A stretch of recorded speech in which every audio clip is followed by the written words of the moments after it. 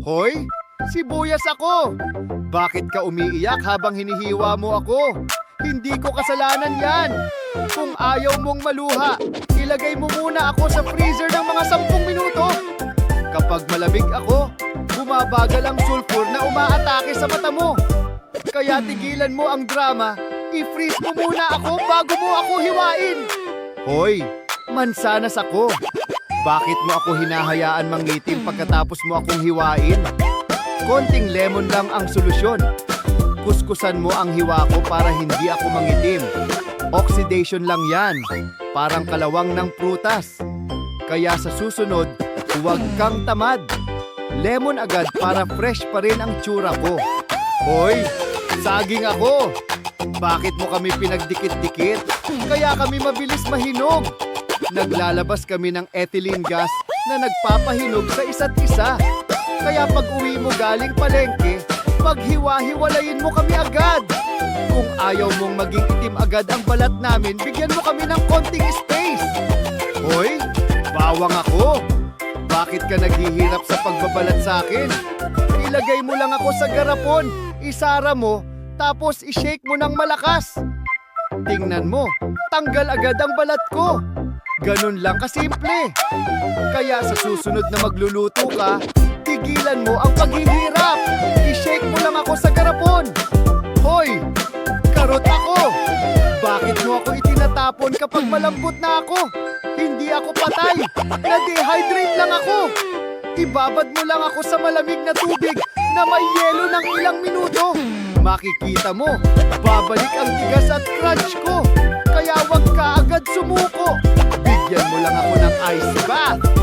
Hoy, kamatis ako. Bakit mo ako tinatayo sa ref? Doon pumapasok ang hangin sa may tangkay, kaya mabilis akong nasisira. Baliktarin mo ako kapag in-store mo. Oh, ganun lang kasimple. Kaya sa susunod na maglalagay ka ng kamatis sa kusina o ref, i-flip mo ako kung ayaw mong masayang agad. Hoy, patatas ako. Bakit ako tumutubo agad? Kasi mali ang pag-store mo. Lagyan mo ng isang mansanas ang bag namin. Oh, mansanas. Pinapabagal nito ang pagtubo namin dahil sa ethylene control. Kaya kung ayaw mong maging halaman ang patatas mo, maglagay ka ng mansanas sa tabi namin. Hoy, pipino ako. Bakit ako mabilis malanta sa ref mo? Kasi binabasa mo ako. Moisture ang kalaban ko. Balutin mo ako ng paper towel bago mo ako ilagay sa ref para sumipsip ng basa. Ganun lang kasimple. Kaya sa susunod na bumili ka ng pipino, huwag mo akong pabayaan malanta agad. Hoy, abokado ako. Bakit mo ako hinahayaang mangitim kapag kalahati lang ang ginamit mo? Iwan mo ang buto ko sa loob. Oo, ang buto ko ang tumutulong para mabawasan ang hangin na nagpapa-brown sa laman ko. Kaya sa susunod na hatiin mo ako, huwag mong alisin ang buto kung gusto mo akong manatiling fresh. Hoy, lemon ako. Bakit ka nahihirapang pigain ako? Hindi mo kasi ako pinapainit. I-microwave mo muna ako ng mga 10 segundo bago mo ako pigain.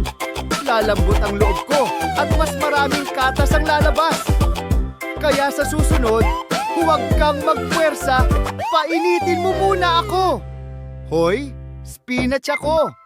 Bakit mo ako hinahayaang malanta sa ref? Hindi ako pang display lang. Kung hindi mo pa ako gagamitin agad, i-freeze mo ako. Oo, i-freeze.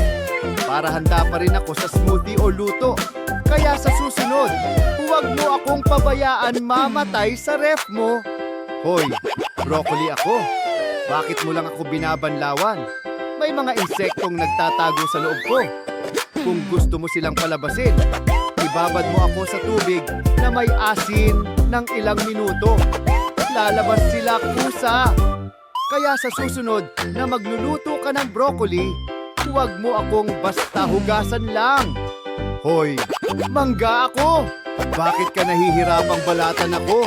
Ang simple lang ng solusyon. Hatiin mo muna ako tapos gamitin mo ang baso. I-slide mo lang ang laman ko sa gilid ng baso. Tanggal agad sa balat.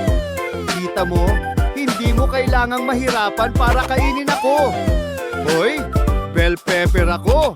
Naiinis ka sa dami ng buto ko. Eh kasi mali ang ginagawa mo. Bago mo ako hiwain, i-roll mo muna ako sa mesa. Oo, i-roll mo. Luluwag ang mga buto sa loob ko, kaya mas madaling alisin. Kita mo? Konti lang. Mas madali na ang pagluluto. If you enjoyed my story, hit like and subscribe so you won't miss my upcoming videos.